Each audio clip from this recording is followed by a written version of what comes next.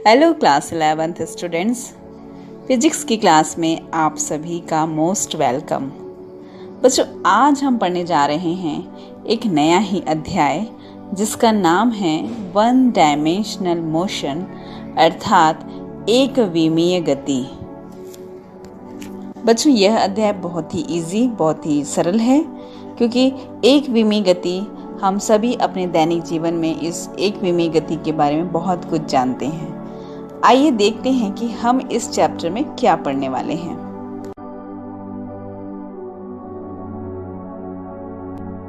इस अध्याय में हम जानेंगे वन डायमेंशनल मोशन के अंतर्गत निर्देश तंत्र क्या होता है, एक सरल रेखा में गति के कौन कौन से उदाहरण हैं हमारे दैनिक जीवन में। उसी प्रकार से स्थिति समय ग्राफ को देखेंगे। जब हम एक विमीय गति से चल रहे हैं तब हमारा स्थिति समय ग्राफ कैसा होगा, चाल, वेग, और हम जानेंगे सबसे इम्पोर्टेंट चीज अवकलन एवं समाकलन के प्रारंभिक ज्ञान का अध्ययन। ये अवकलन और समाकलन बिल्कुल नया चीज है आप लोगों के लिए, तो ये बहुत ही अच्छे से हमको इसको पढ़ना है, इस टॉपिक को। फिर हम जानेंगे एक समान और असमान गति के बारे में, वेग समय ग्राफ जब एक समान होता है और जब हमारा गति असमान होता है तब उस समय वेग समय ग्राफ कैसा बनता है, स्थिति समय ग्राफ कैसा होता है, इसके बारे में हम काफी अच्छे से इस चैप्टर में पढ़ने वाले हैं।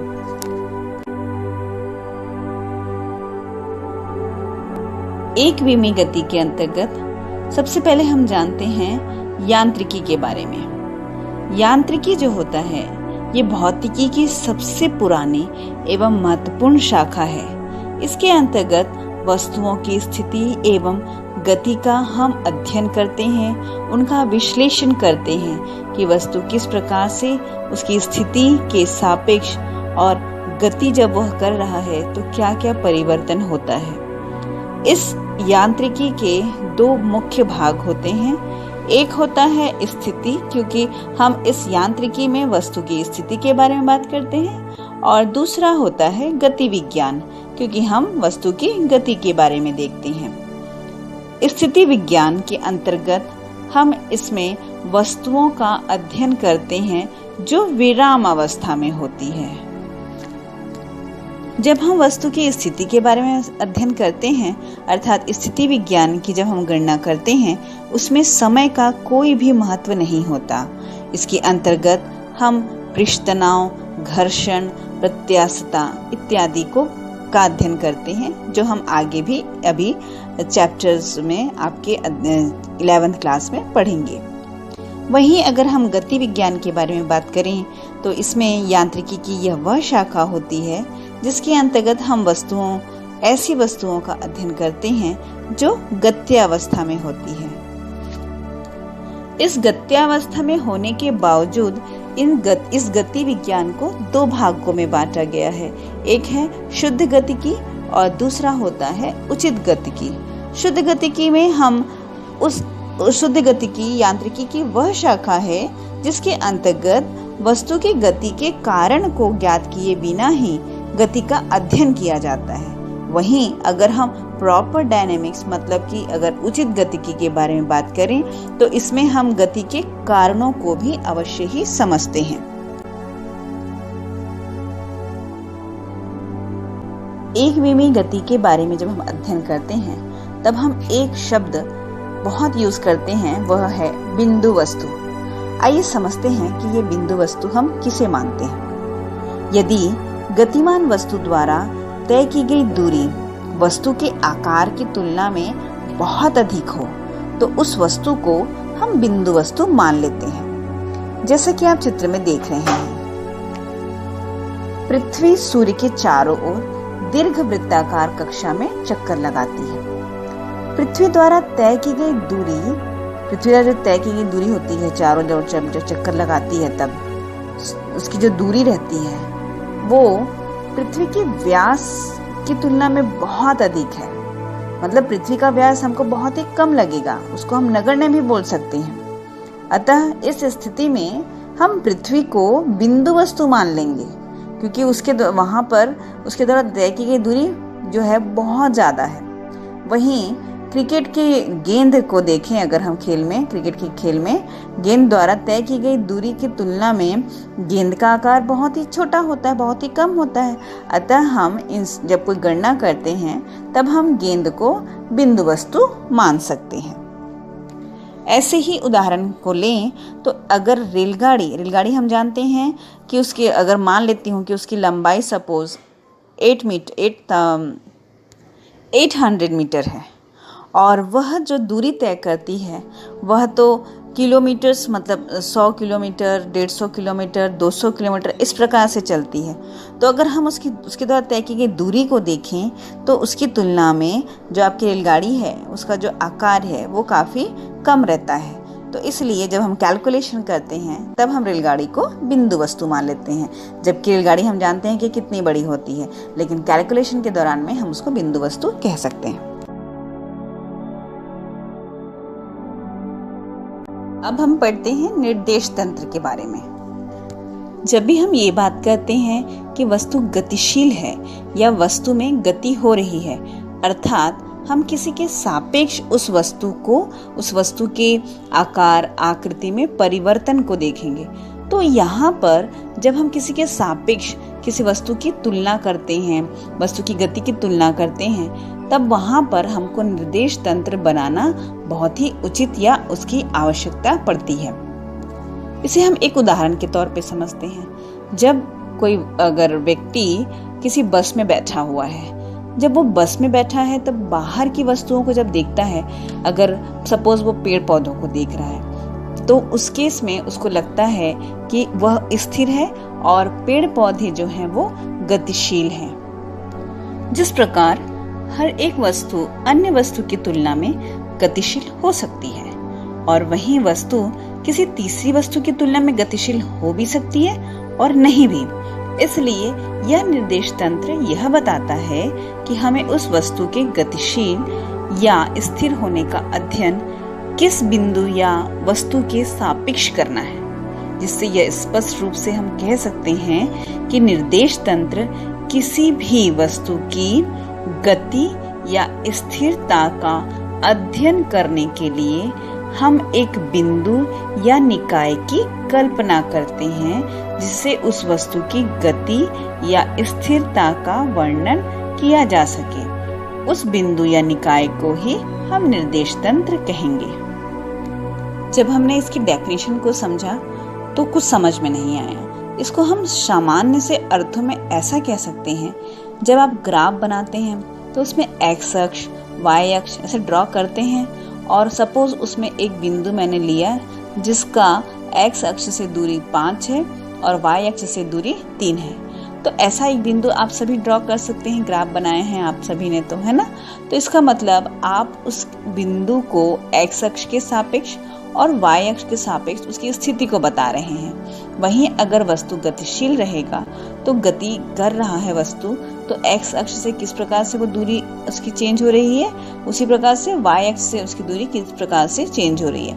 आप उन दोनों को वाई अक्ष के और एक्स अक्ष के सापेक्ष उस वस्तु की स्थिति को बताते जाएंगे। मतलब आपके लिए जो निर्देश तंत्र हुआ वह हुआ एक्स और वाई अक्ष।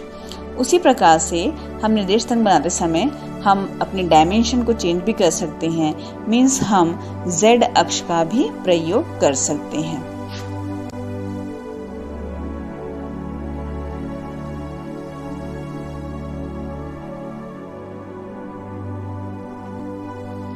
निर्देश तंत्र निर्देशांक अक्षों का ऐसा निकाय होता है जहां प्रेक्षक वस्तु की गति का संपूर्ण रूप से विश्लेषण कर सकता है। इस निर्देश तंत्र को 2 भागों में बांटा गया है। एक है जड़त्वीय निर्देश तंत्र और दूसरा होता है अजड़त्वीय निर्देश तंत्र।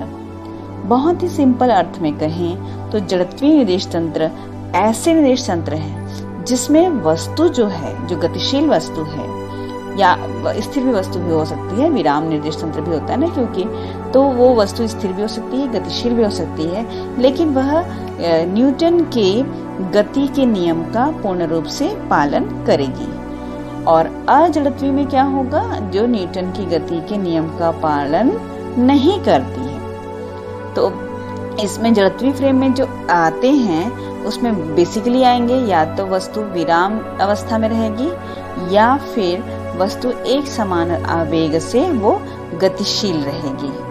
और अगर हम अजड़त्व के बारे में बात करें तो जो घूर्णन गति जब भी वस्तु करता है, तो घूर्णन गति जब करता है तो उस केस में वस्तु जो है न्यूटन के जो नियम हैं उनका पालन नहीं कर पाता, इसलिए इनको हम अजड़त्वीय फ्रेम के अंतर्गत रखते हैं। इसका बहुत अच्छा एक उदाहरण है, पृथ्वी सूर्य के चारों ओर लगभग वृत्तीय कक्षा में ही गति करती है, चाहे वृत्ताकार बोलो, है ना, तथा वह अपने अक्ष के परितः घूर्णन गति करती रहती है। मतलब वो अपने अक्ष पर भी घूर्णन गति कर रही है और सूर्य के चारों ओर भी वह घूर्णन गति ही कर रही है, मतलब गति कर रही है, सॉरी, है ना।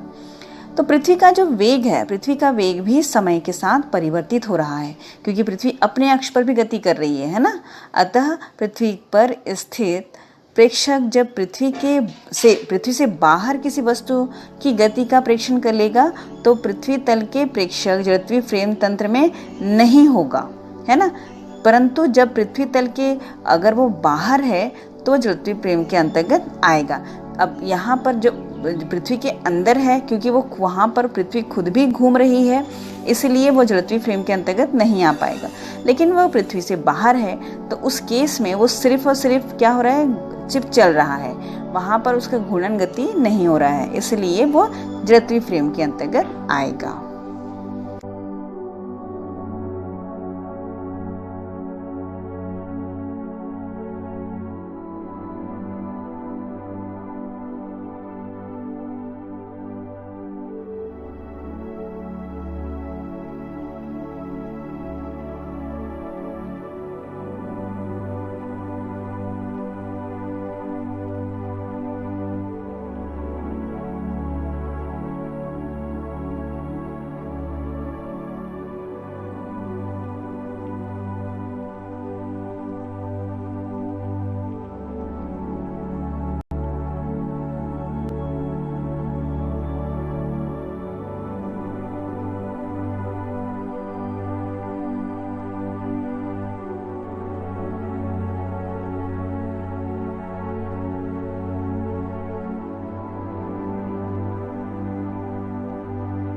अब हम बात करते हैं एक विमी गति अर्थात वन डायमेंशनल मोशन के बारे में। जब कोई वस्तु एक सरल रेखा में गति करती है तो उसकी इस गति को हम एक विमी गति कहते हैं। उदाहरण के तौर पर हम बात करें तो अगर रेलगाड़ी है, रेलगाड़ी अगर पटरी पर चल रही है, सीधी पटरी पर रेलगाड़ी की जो गति रहेगी वो एक विमी गति है। उसी प्रकार से अगर हम देखें तो ऊंचाई से अगर कोई वस्तु नीचे पृथ्वी के तल पर गिर रहा है स्वतंत्रता पूर्वक, है ना, किसी प्रकार से उसमें फ्रिक्शन नहीं है, तो इस प्रकार की जो गति रहेगी वो किसी पिंड की इस प्रकार की गति को भी हम एक विमी गति ही कहते हैं। वहीं और उदाहरण देखें तो अगर हम दोनों सिरों से बांध करके एक धागे पर चलने वाले किसी कीड़े की गति को भी हम एक विमी गति का ही उदाहरण दे सकते हैं। एक विमी गति में सिर्फ एक ही अक्ष वर्क करता है, दूसरा जैसे सपोज y और z अगर हम अक्ष लेते हैं, निर्देशांक लेते हैं, तो यहाँ पर ये दोनों ही बिल्कुल नियत रहेंगे। कण की जो स्थिति रहेगी समय के साथ परिवर्तित होगी, लेकिन x दिशा में ही। वहीं द्विविमी गति के बारे में बात करें, जब कोई वस्तु किसी समतल में गति करती है, समतल में, है ना, प्लेन सरफेस है, तो उसकी गति को हम द्विविमी गति कहते हैं। उदाहरण के तौर पर समतल दीवार पर अगर छिपकली है, कीड़ा कोई भी है ना, उसकी गति, तो वह दीवार के रिस्पेक्ट में हम देख रहे हैं ना कि दीवार पर वो वस्तु कहाँ पर है करके, तो ये द्विविमी गति है। उसी प्रकार से शांत जल में जब हम कंकड़ फेंकते हैं तो पूरा जो सतह रहता है, जो जल का सतह, वो पूरा वाइब्रेट हो जाता है ना, तरंगों की जो गति होती है वो होती है आपकी द्विविमी गति।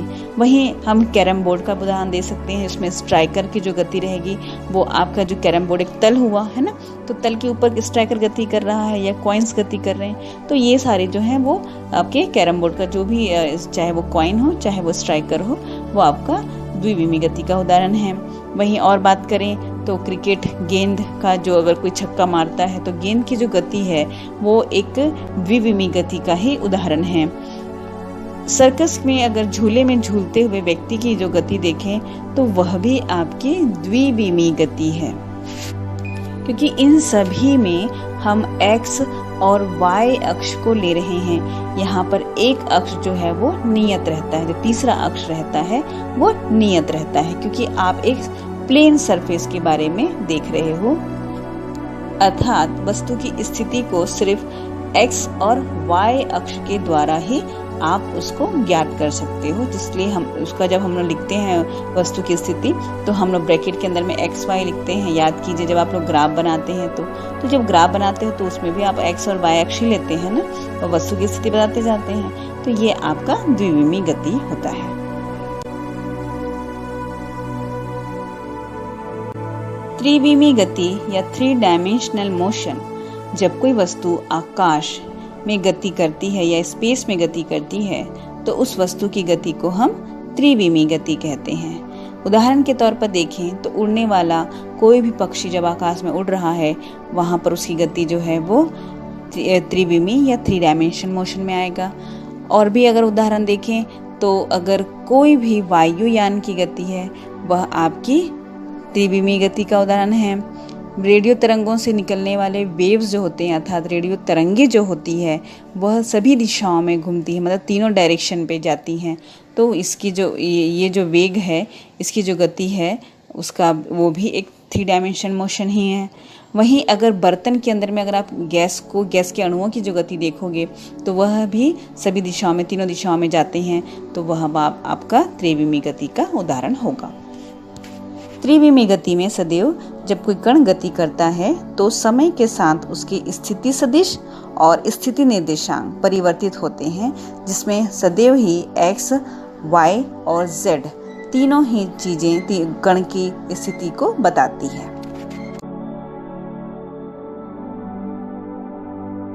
बच्चों, आप सभी विस्थापन और दूरी आप जानते हैं, बस एक बार मैं उसको रिवाइज करा रही हूँ, है ना।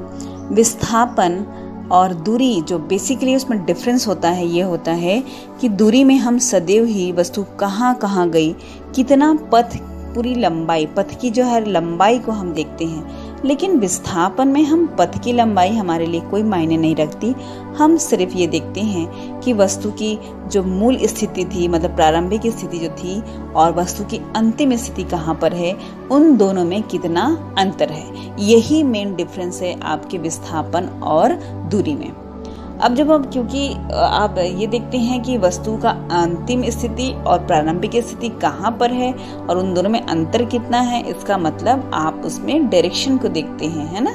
अगर पॉजिटिव वे में जा रहा है, नेगेटिव वे में जा रहा है, अपर साइड में जा रहा है, लोअर साइड में जा रहा है, तो आप उसकी डायरेक्शन को बिल्कुल ध्यान में रखते हैं विस्थापन में। लेकिन क्योंकि दूरी में हमको तो सिर्फ और सिर्फ वस्तु किधर किधर जा रहा है उसकी लंबाई को देखेंगे, पथ की लंबाई को, किस डायरेक्शन पे जा रहा है उससे कोई मतलब नहीं होता।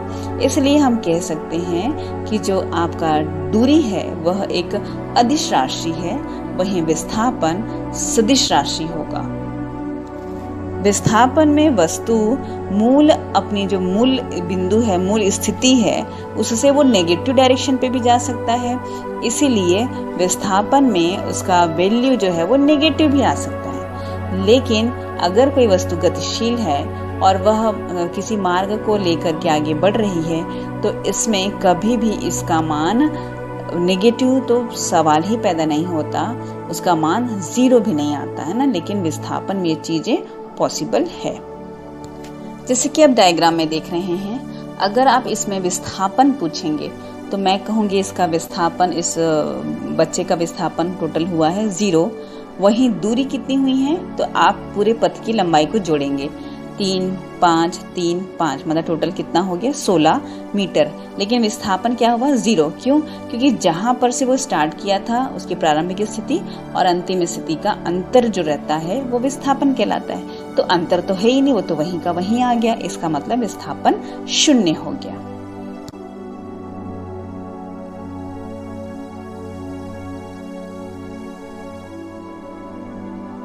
बच्चों, आज की वीडियो में हम इतना ही पढ़ते हैं। अब आती है हमारे आज की होमवर्क की बारी। आपको लिखना है दूरी क्या है, उदाहरण देकर समझाइए। निर्देश तंत्र की आवश्यकता हमें क्यों पड़ती है। द्विविमी गति का दैनिक जीवन में कम से कम आपको 3 उदाहरण अपने हिसाब से सोच करके लिखना है। वहीं चौथा क्वेश्चन है, तृतीय फ्रेम किसे कहते हैं, अपने शब्दों में समझाइए। इसे आप होमवर्क कॉपी में आज की डेट डाल करके लिखेंगे। आज के लिए इतना ही। Thank you.